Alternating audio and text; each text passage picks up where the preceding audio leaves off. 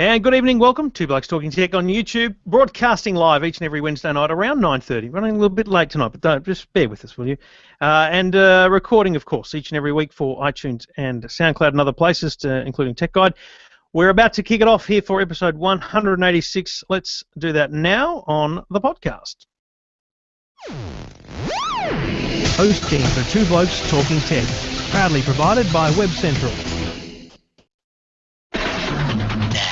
It's time for Two Blokes Talking Tech. There is a lot going on in technology, as always. For the latest news and information about technology. It's fantastic to get these speeds on a mobile phone, isn't it? The speeds on this thing are amazing. Two Blokes Talking Tech. Very nice, snappy performance. It's a good phone. Yeah, there's a few pros and cons with this. With Trevor Long from YourTechLife.com. Now, my advice to people who like this kind of service is... And Stephen Fennick from TechGuide.com.au. I really like this new service. Gives you that flexibility to hear your music anywhere. Two Blokes Talking Tech. Stephen and Trevor always providing the best advice. Lots to talk about on Two Blokes Talking Tech. This is Two Blokes Talking Tech. Thank you for listening. Thank you for downloading 186. This is episode 186. Thanks to the good people at Netgear, netgear.com.au. We do it each and every week with their thanks, and we'll tell you about some of their products a little bit later. My name's Trevor Long. You can follow me on Twitter at Trevor Long. You can read my gibbering at eftm.com.au, but you can read quality journalism, quality technology journalism from an actual technology journalist, Stephen Fennick at techguide.com.au. G'day, mate. G'day, Trevor. Great to be with you once again. Hello to all our listeners and our viewers. Welcome to our live broadcast. So we're excited to be doing this for what is the third time we've done this now? Third time lucky. Third time. So we have a lot to talk about tonight, some interesting topics, and we'll get straight into it here. Two Blokes Talking Tech.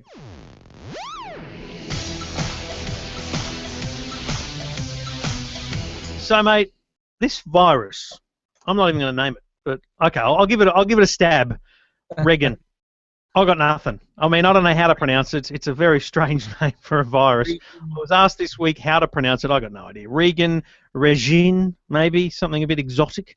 But this is a pretty serious issue because for two reasons. One, it's actually a serious virus. But secondly, the governments have made it. I mean, are we blaming potentially the British or the United States governments for creating a virus that is essentially spying on people? This is a pretty darn serious deal and affecting a bunch of people. Absolutely, yeah. This has really set the whole internet alight, this story, and discovered by Symantec, the well-known internet security company. And when a company like Symantec says that a virus is pretty serious, you need to really take notice of that. They're saying it's one of the worst bits of malware they've ever discovered. But so much so that, as you mentioned, that the technical expertise behind creating this virus is at such a level that they suspect it was a nation, a technologically advanced nation, a government agency, someone with that kind of technical know-how.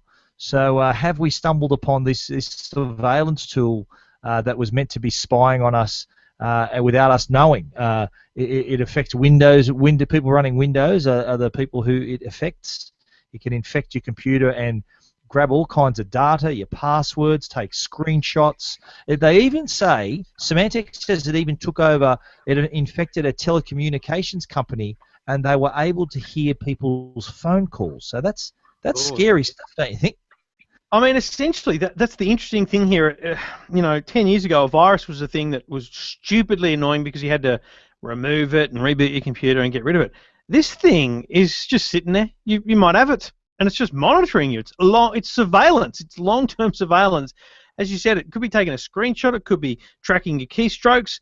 It could be doing absolutely anything with your computer, and you don't know it's there because they've only just discovered it. And that's what's most scary here. Both Kaspersky Lab and Symantec have been talking about this for the last few days in terms of what they've discovered.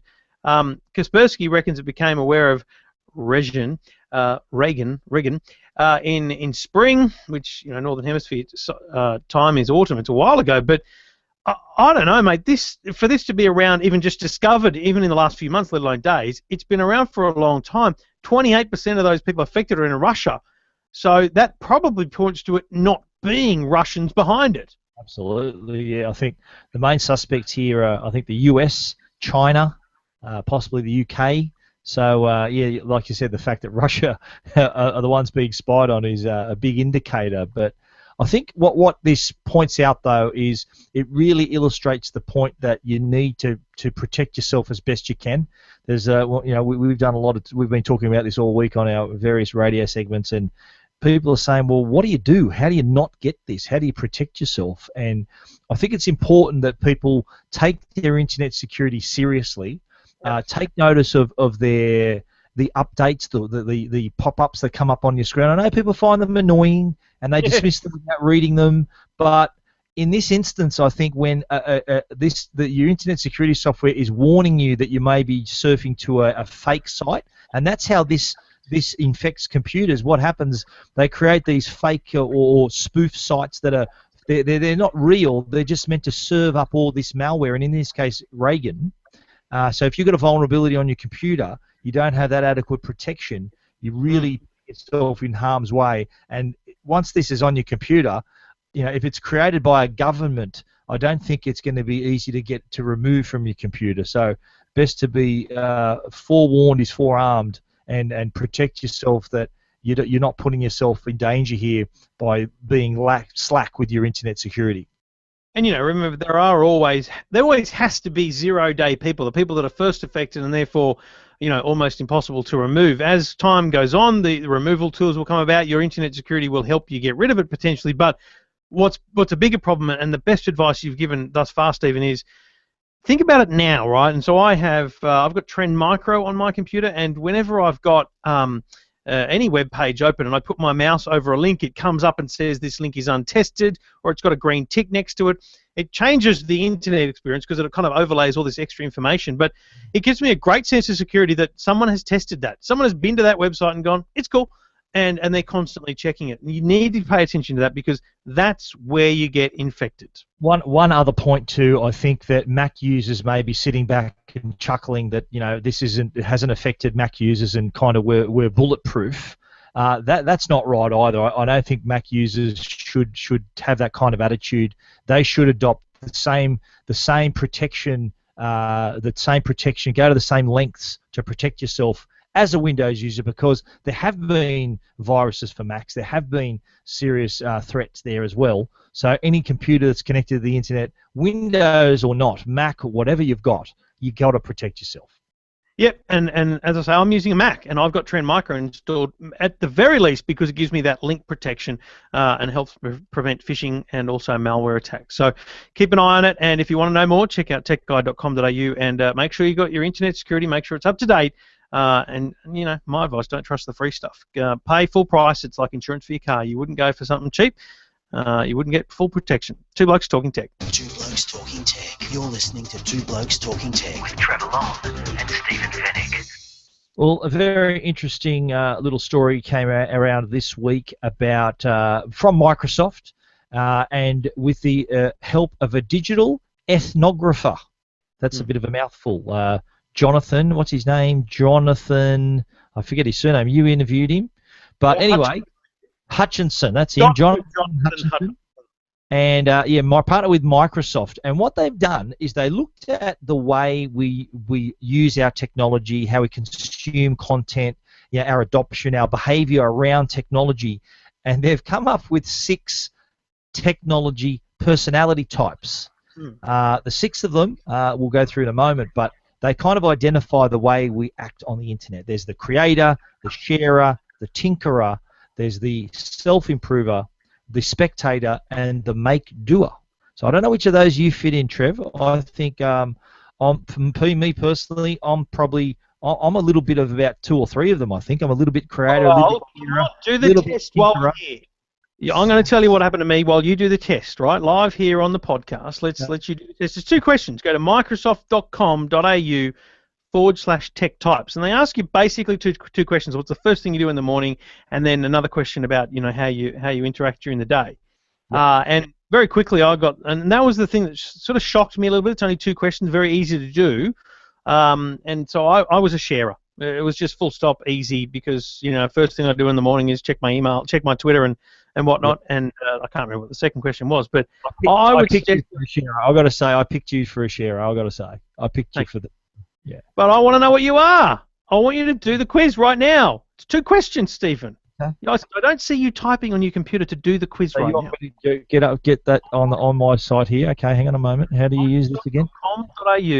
.com.au/tech types. Now, what you do is you don't have to worry about reading it all. You just, in the middle of the thing, it says discover your tech type. Start the character quiz here. It asks you what's the first thing you do when you wake up, and I'm saying check emails. And then when you're out with friends, what do? So you're multitasking, you're collecting inspiration, or you're living in the moment and all this kind of stuff. So once you've answered those questions you do when you wake up, here it is. And I'm going to say think about breakfast. Okay, and you're not going to be a sharer. I can tell you right now. When eating breakfast, are you uploading snaps of your delicious handiwork, sharing your latest trends, discovery with friends online, savouring the great taste? This is going to surprise people here. I'm going to say savouring the great taste because I've got a bit of a routine here. There's a third question here, Trevor. Hang on a moment. Hold the phone. There's a third question here.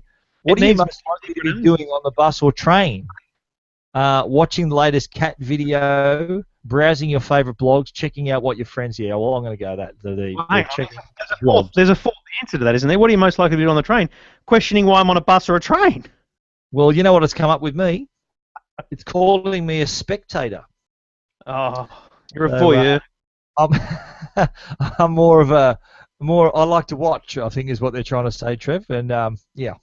I don't particularly agree with that because I don't think that's sort of enough information that I've So that's the thing. I only got 2 questions. You got 3, and it says for a spectator, it says how to spot them. Spectators are digital introverts and will probably be either watching, reading, listening, or talking about great stories.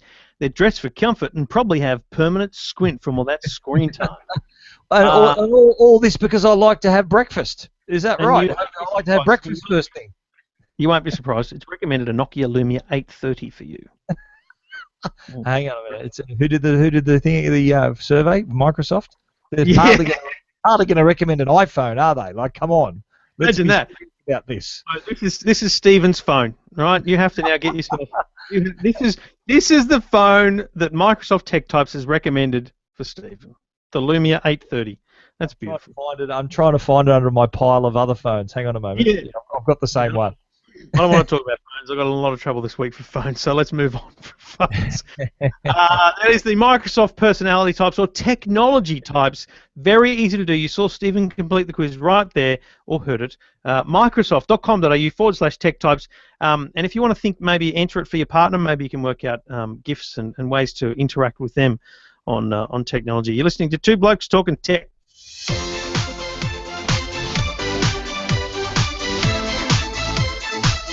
Now, you're going to have to do the visual demonstration here for this product because mine's upstairs with my 8-year-old. Ever since I finished taking photos and reviewing this product, it's been with Jackson, and it's the new Kobo Aura H2O. Now, this has been announced and available overseas, and what's very interesting to me here is that they've given us briefings and obviously early access to this product because it's not going to be available in Australia until February next year. Now, what that says to me is that Kobo is kind of worried that people are going to get annoyed with them for releasing a product and not bringing it here. So they're just being open and frank with the audience. They're a loyal audience that says, here's a great new device, but it'll be here in February. It's a $229 device. It's a very good e-reader. Looking at the product, there's a couple of key features in my mind in basic usage of it. I downloaded a few books for Jackson. We had a read while we were on holidays on the weekend. The screen is excellent. I mean, I don't use e-readers anywhere near what you do, but the resolution, Retina style is what we talk about. The crisp edges of the text and font, very good high definition screen in terms of just your e-ink e-readers. It's very, very normal for them to be a bit patchy and sketchy. Mm-hmm. This is really good quality, really good edges. The screen brightness is excellent when you need it at full rent. But the main thing is it's waterproof, thus the H2O. So I took this thing to the beach and threw it in the surf and nearly lost it, and took some photos and tested it out there. As soon as it gets wet, it has this thing on the screen that says, hey, your device is wet, you need to clean the screen. But you can still use it. You don't have to dry it down. So very, very cool piece of tech, mate. Absolutely, yeah. Now here it is right here, the Kobo Aura H2O. It's got a 6.8-inch screen, I think it is, and it is. You're right that the screen is really crisp. The brightness is adjustable. The font size is adjustable. You can even adjust the margin, how big you want the margin. So if you want the text to go edge to edge, It's got access, of course, to the Kobo bookstore because it is a wireless device. It's not 3G or 4G. It's got Wi-Fi on board. So once you're connected to the network, you can browse the bookstore, download books to the device. It's also got a memory card slot on the bottom here. That's a sealable little door down the bottom that lets you put in a 64 gig card, and you can store 10,000 books on it if you must. But you're right about the text. I think it's a really nice experience to read it. It's also got the sort of light similar to the Kindle Paperwhite, where the light actually goes down into the device. It's not a backlight as such. So if I was to read this in a dark room, it's not going to illuminate the whole room. It's just going to just illuminate the screen itself because the light's being directed into the device rather than out like a normal backlight would. So I think they've nailed that. I think it's a shame though that we're getting into summertime now and that people won't be able to get their hands on this until early next year. There'll still be some summer, but it's an e-reader for you like to read your books down the beach or by the pool, even in the bath. If you just can't put that book down, you can take this anywhere. Look, it's funny for me because I've been having a look at other e-readers recently, the Kindle Fire HD7, this one here, which is pretty much just an Android tablet with a whole huge Kindle skin on it. And, it is very cool that you can have a full color, great resolution screen, but I don't know, I sort of don't read a lot of books, but I'm inclined to say that it's so much better experience just to have that white screen, basic text. I mean, I notice it with Jackson reading him comic books and stuff because, sometimes there are better illustrations in colour books, like Peppa Pig is bloody ugly in black and white, but it's not the end of the world. You can still read a story. But Captain Underpants, which is a black and white cartoon book, fantastic. So, I don't know, I think these basic e-ink e-readers are absolutely here to stay. It's not like Android tablets are suddenly going to become the only thing in e-readers. So, this is a great quality product. As I say, $229. The only disappointing thing is it's not going to be available till February. Yeah, you're right. I think that e-readers and the number of e-books we're buying is growing. Like I think the market's about up to 20% e-books compared to still a healthy number of printed books out there. But I think if you're a true reader who the e-ink screen, there's no reflection. You can read it in bright sunlight. It's really easy on your eyes. So if you're a true reader, I think that they're the kind of customer that's going to gravitate towards a dedicated reader. If you're more just a casual, all-in-one, you read the occasional book or magazine, the tablet will do you. But I think if you do read a lot, you love your books, you want to take your favourite books away on a holiday rather than have to carry a suitcase full of books, you can fit up to 10,000, 13,000 on one device, then that's what I think the dedicated readers will do. And Kobo delivers really well here, great screen and waterproof. So you can take it, you can drop this anywhere, up to about a metre. I think it take you up to a metre for 30 minutes. So safe reading by the pool. Or in the bath, for some reason, if you wanted to read in the bath and drop an e-reader in there underwater. Hey, get some goggles, read underwater. Maybe they're reading 50 Shades of Grey, Trevor. You can read, there's a lot of women. Now listen, hear me out here. There's a lot of women who Trevor's just put his head on his desk. There are a lot of women. Now this is a true story. Yeah. There are a lot of women and maybe even some men that bought the 50 Shades of Grey books on an e-reader because they could read it a little bit more discreetly. If they were to have the actual printed book, people would know what they are reading. That's one of the reasons why it was such a big seller as an e-book, because it allowed for that discreet reading. Hence, the reason why some people may want to enjoy it in the bath, Trevor. I'm just sort of putting a scenario out there for you. Scenario is soft porn e-reader in the bath. Thanks, Stephen. Thanks for that. That's great. You're listening to Two Blokes Talking Tech. Two Blokes Talking Tech. You're listening to Two Blokes Talking Tech with Trevor Long and Stephen Fennick. We do it all thanks to the good people at Netgear, netgear.com.au. And don't forget the Netgear range of Wi-Fi range extenders. Now, this is for when you've got a good network, but you've got either a big house or a complex house. It could be a long house that has, your internet facilities at one end and the other end of the house gets nothing. You could put a Wi-Fi range extender halfway down the house and you could boost your network further down, and whether it's upstairs, downstairs, whatever you want to do, it's well worth considering for those black spots or dead spots in your house. Maximize the power of your network and make sure you've got coverage in every corner of your home. With something like the AC1200 high power Wi-Fi range extender, get ultimate range of performance for your iPads, your smartphones, your laptops, whatever it is. Wi-Fi range extenders. The AC1200 is a beautiful thing because it's a beautiful stand-up unit. It has the great new design from Netgear, but there's also PowerPoint versions and everything. So check them all out at netgear.com.au.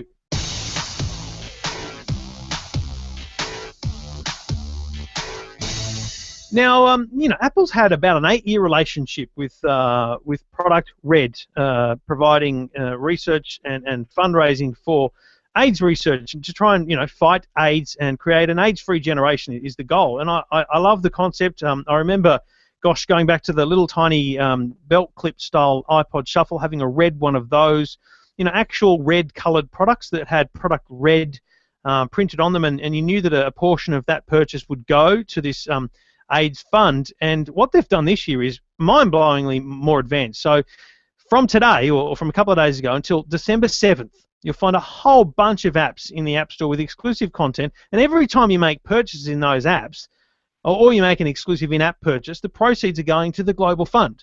Plus, on December 1, this Monday coming, World AIDS Day, Apple is donating a portion of every single sale in their online and bricks and mortar retail stores to the Global Fund to fight AIDS. And Steve, I mean, you can't. That's a fantastic move from a company that is going to have the scale of sales that and December the 1st, even the Commonwealth Bank here in Australia believe is going to be the biggest day for online shopping in the lead up to Christmas. That's right, yeah. It's Cyber Monday. It's usually referred to, the Monday after Black Friday, which is later this week. But no, Apple have been very active in with their Product Red range and getting behind the World AIDS Day, the Global Fund. Just Apple alone, they've raised more than $75 million. I think all up, there's been about $250 million. So Apple accounts for a large portion of that. And the Product Red have been around for some time, but them creating this different section of the App Store where that all goes, total proceeds go towards that. Add on that Product Red, if you buy them all year round, portion of that goes to the Global Fund as well, and them on World AIDS Day, which coincides with, as we said, Cyber Monday. That's truly remarkable, and I think that Product Red was actually co-founded by Bono from U2, the U2 frontman. So he's involved as well. I think it'd be good to see other companies following in Apple's footsteps. Apple seem to be quite active in this area. They're a very generous company when it comes to supporting causes like this. And look, their goal is to try to create an AIDS-free generation. It's still a problem that's been around for many decades now. And a company like Apple and raising the sort of money they can do, then who knows? Maybe they can find a cure or reach that goal of having that AIDS-free generation. It certainly was. When I got the release about this, it was pause for thought, really, because tipping onto 40. I'm starting to remember, when AIDS was first around, and it was such a huge problem, such a huge campaign around it, and you think about how much has been done already, in this space, and it's not a lofty goal. It's a very honourable and very realistic goal to create an AIDS-free generation. So if you want details about Apple's Red, there's a whole bunch of apps, heaps of apps, great fun apps, games, kids stuff, everything, as well as just the general products. So if you're looking to buy an Apple product, think about doing it on Monday, online or in the retail stores, and support Product Red. You can read about that at techguide.com.au and EFTM.com.au. Two Blokes Talking Tech. You're listening to Two Blokes Talking Tech with Trevor Long and Stephen Fennick. Now, we know the smartphone market is quite a crowded one. There are a range of price points, a range of different brands and different products. But last week, Boost Mobile, they kind of hit a bit of they set a new standard, I think, at that lower end market. They released a $99 smartphone, a 5-inch device. It's actually the Alcatel One Touch device, which I have right here in my hand. 5-inch Android device. It's got a 5-megapixel camera, nice screen. Plenty of preloaded apps, and a really great starter device if you're a young person, or maybe even an older user who wants to buy their very first smartphone. This I think is really punching above its weight in terms of the value it offers. $99, 5-inch screen, great way to view your content, take your photos, get on social media. I think that's a pretty competitive price, and this comes only a few days before Kogan announced an upgrade to his Agora phone, the Agora 4G Plus, which has, I think, is $20. I think the old phone is $20 cheaper. The new phone comes in at the price of the old one, but with some added specs and memory. And look, this is the interesting thing. This is in the same week that Samsung are reported to be seeing a reduction in sales as forecast, about 40%. So year on year, sales of the Galaxy S5 are lower than the Galaxy S4, and some people are saying that their expectations have been, missed by around 40%. That's a big deal for a company like Samsung. And I think what it says is, I actually think the premium flagship smartphone market has plateaued. I think the people that are going to buy them every 2 years, there's a very small percentage of people who are going to buy them every year, but the people that are going to buy them every 2 years are in that loop now already.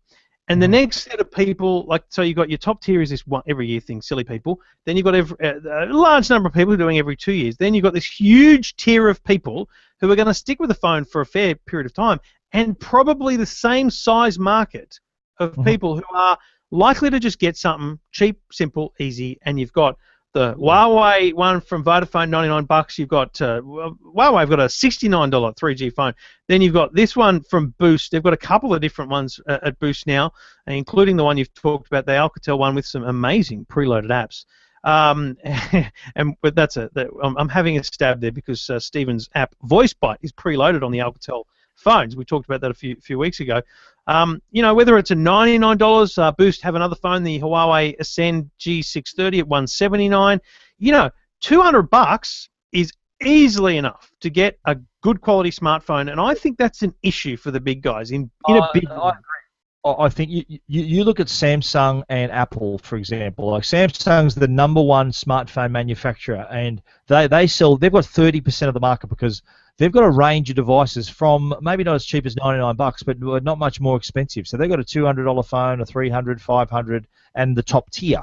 Now, the reason they're the #1 in the brand in the world is not because they sell a ton of the top-end phones. It's because they sell 10 tons of the lower-end phones, those cheaper devices that are being snapped up by new users, younger users, first-time smartphone users. And Apple, they just can't make a cheap phone. It's not in their DNA to create a device that's cheap. They just cannot do it.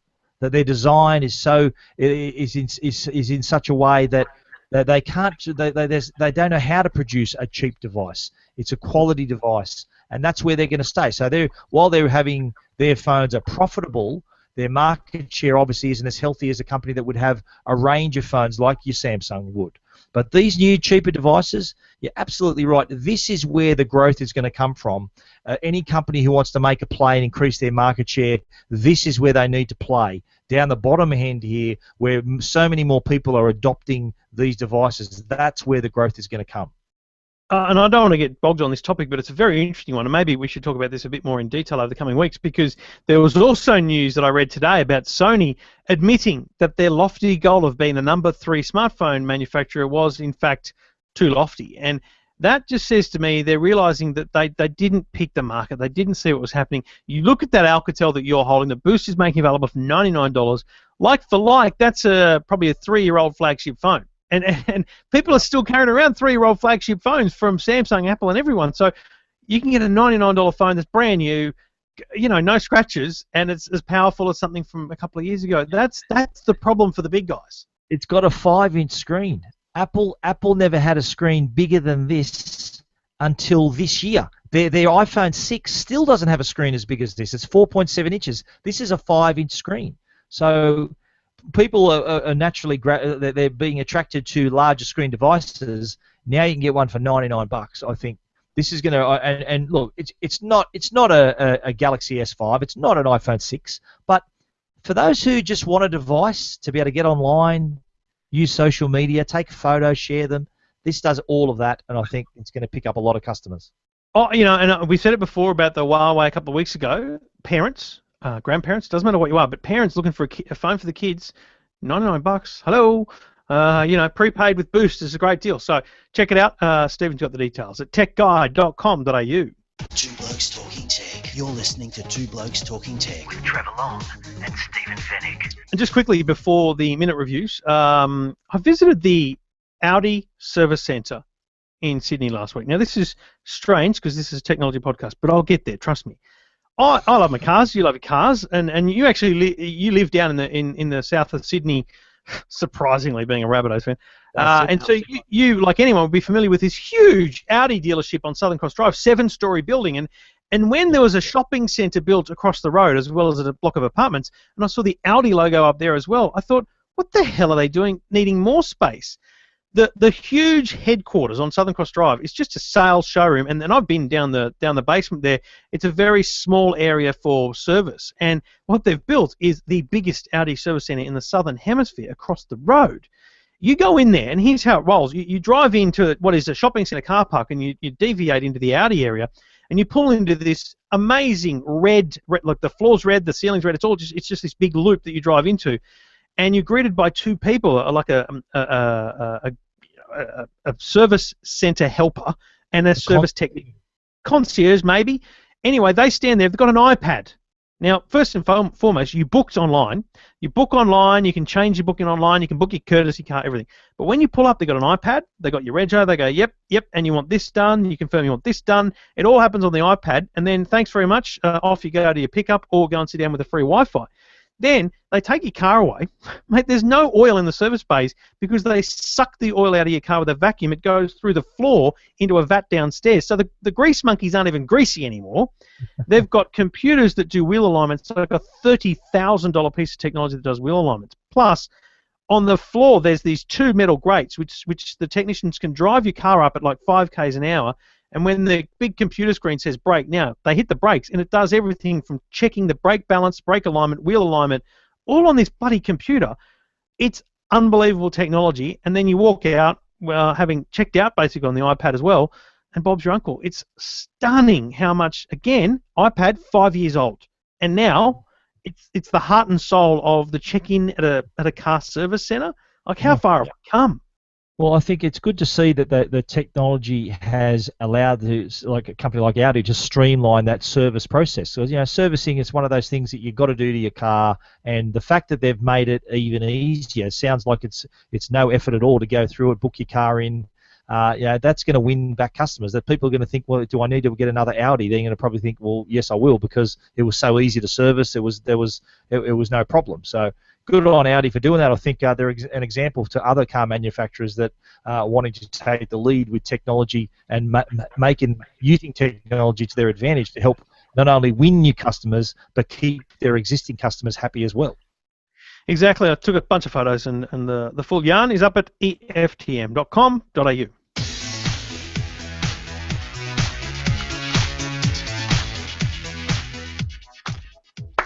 So you can clap along to that one, Steve. Yeah, that's a good sting. Oh, you didn't see my hands. I was clapping under the desk. That's what I was doing under the desk. I don't want to ask what was happening under the desk. Anyway, your minute reviews. Your minute reviews. Now, this first product I put in the courier bag today with great regret, because it's actually not because of my love for the sound or anything, but it's actually just beautiful. I love what B&O do, and this is the B&O Play A2. This is the B&O Play A2. This is a flat speaker, unusual for a speaker to be flat. And normally they require a little bit of volume to create a big sound. But what this does, it's got their true 360 technology, so that it creates a more room-filling sound rather than detailed directional sound. So I was struggled to find the front, the back. It didn't really have a front or a back. It's even got this leather strap so that you can carry it around everywhere. So it is quite a portable device. It has a battery that can last up to 24 hours, and that's an advantage because not only does your music play for longer, but there's a USB port on the side that you can actually use to charge up your smartphone if you're running low on battery as well. Now, being a Bang & Olufsen product, it comes with a bit of a design premium, and a lot of people, when they first saw me sharing this on social media, were jokingly saying, well, it must cost $20,000 because B&O typically have very expensive products, but it's only $479. It creates that big sound, as I mentioned. The sound quality I don't think it has the clarity and crispness of a Bose or a JBL type speaker, but it does have a really nice bass And because of that directional sound, that multi-directional sound, it is a great way to fill a room with sound. You can pair up to 8 devices in the memory. You can even stream from 2 devices at the same time. So a fun device, an affordable B&O product, I'd like to say, the BeoPlay A2 Bluetooth speaker. Very good, from Bang & Olufsen. Very nice stuff. You can check it out at techguide.com.au.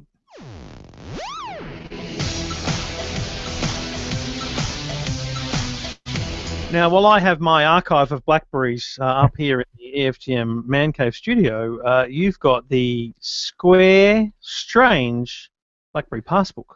Yes, here it is. It's actually the Passport, Trevor. I will correct you there. The Passport, it is called. The reason it's called the Passport is because it's the same shape as a passport. It's the reason it's named after that travel document. It's meant to indicate mobility.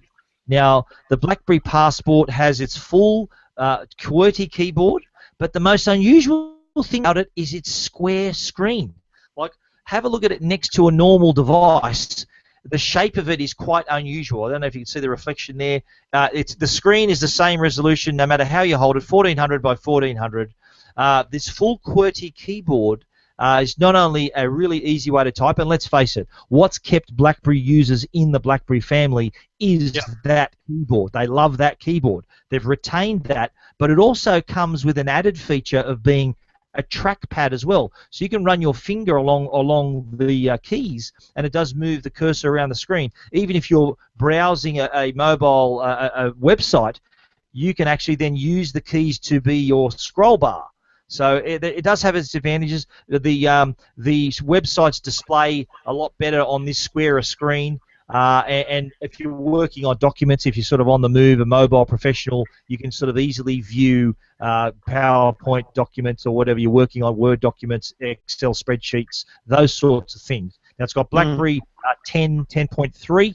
It's got a voice command. It's got an interesting feature called BlackBerry Blend, where you can actually link the BlackBerry Passport to, say, a computer or a tablet, and then you view your email on a larger screen. And then when you cut off that connection, there's no remnants left behind on the computer or the tablet. So, still has that security in mind. But the shape of this device, I think, you're going to have to be a real BlackBerry diehard fan to want to be able to carry this sort of device around. Look, I think that my review on Tech Guide, I said that it's going to struggle to keep existing customers, let alone win new customers to the brand. So BlackBerry Passport, I don't think it's going to activate a massive BlackBerry comeback in this case. Only diehards will gravitate towards this sort of product. Check it out, techguide.com.au. Two Blokes Talking Tech. You're listening to Two Blokes Talking Tech with Trevor Long and Stephen Fennick. And that's a wrap, episode 186. Thanks to the good people at Netgear. You can follow Stephen Fennick at Stephen Fennick with a PH on Twitter. My name is Trevor Long. You can follow me on Twitter at Trevor Long. And, of course, our websites, eftm.com.au and techguide.com.au. Stephen, a wrap for another week. We'll be back again next week on YouTube. And on the podcast, we'll talk to everyone then. Thanks a lot, Trev. Good to see you once again. We'll still got to get. We have to do a face-to-face podcast one of these days once again. But thank you to all our viewers and our listeners. It's been great having your company, and hopefully you can be hearing us either live or played back while you're running, walking, in the gym, wherever you like. The Two Blokes will be there.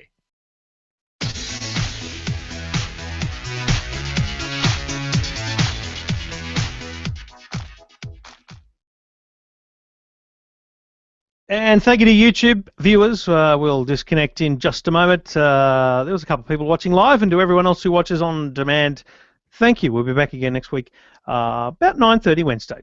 Talk to you then.